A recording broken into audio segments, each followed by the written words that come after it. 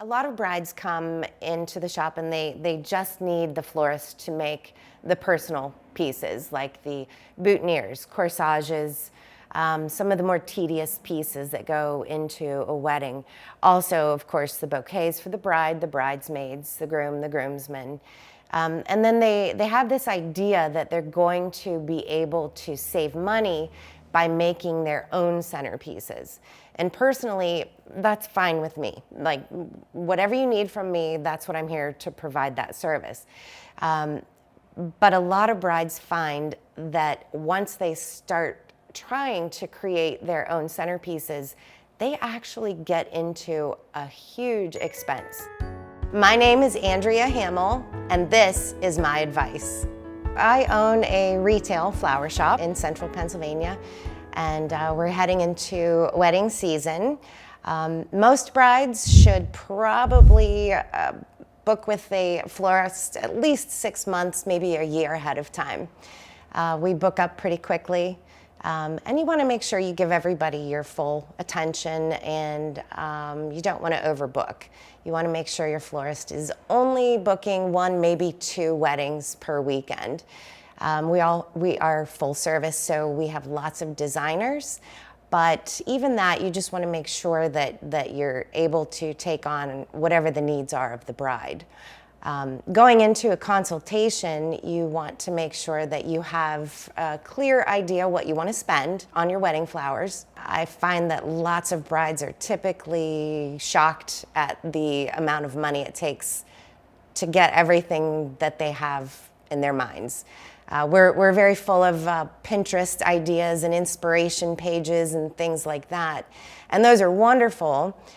However, you got to keep it realistic to your budget, and most flower shops, most florists will be able to pull that in for you and get you everything that you want within your budget. I'm going to show 3 different styles of bouquets.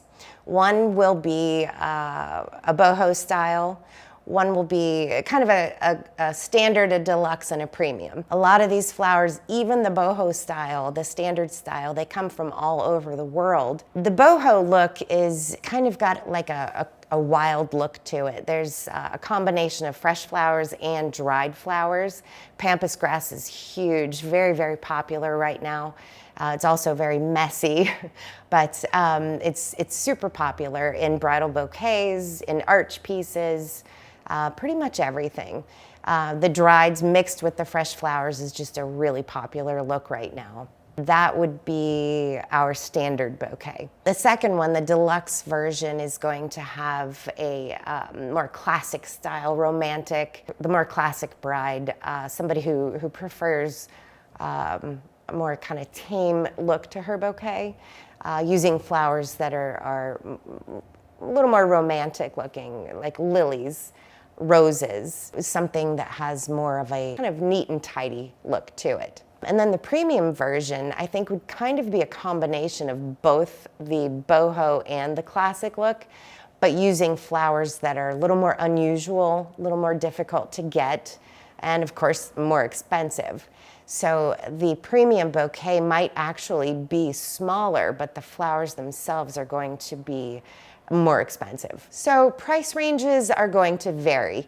It all depends on the types of flowers that you want. Even if you have a style that you like, if you want a boho style but you want more premium flowers, it's going to cost, the premium price. The labor that goes into it, the style of the bouquet, whether or not it's a cascading bouquet or a hand-tied bouquet. Hand-tied bouquets typically are much quicker to make. Cascades are a little more involved and take a little more skill. Let's say you have 200 guests and you need 25 centerpieces, 25 tables. You're going to need to purchase 25 vessels. If you just think that you're going to, go in and make, 25 centerpieces using dried flowers.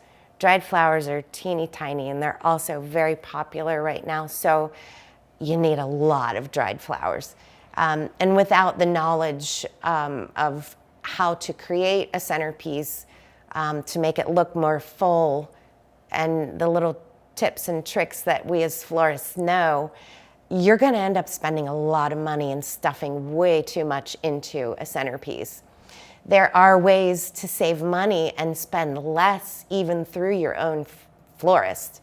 For instance, say you want a few statement pieces, some elevated pieces.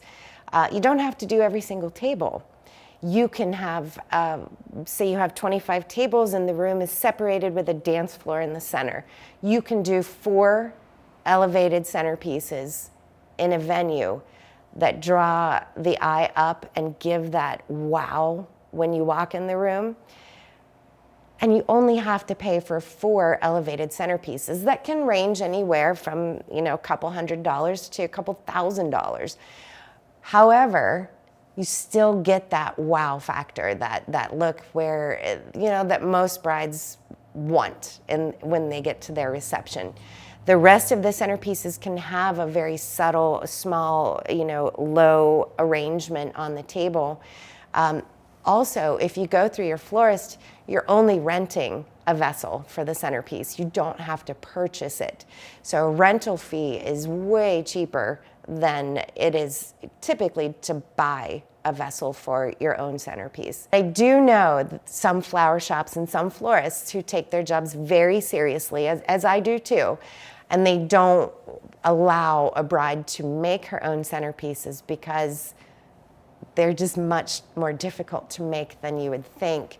So if they want you to, as a florist, to do their wedding flowers, they have to do it all. Centerpieces, bouquets, boutonnieres, all of it. A bridal bouquet standard size is going to cost anywhere from $100 to maybe $250. The deluxe version would probably go from anywhere from about $200 to $400. And then we've also done bouquets that are very, very involved, very elaborate, that can, they're upwards of, $500 to $1,000. It's definitely well worth spending a little bit of money on centerpieces when all you have to do is just show up to a beautiful room, beautiful venue. And then, your guests have something to maybe break the ice, at the table if they're not familiar with the person sitting across from them.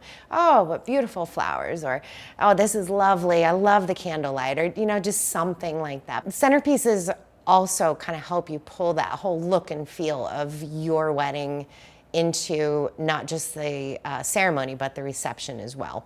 And you need to accomplish that without breaking your budget.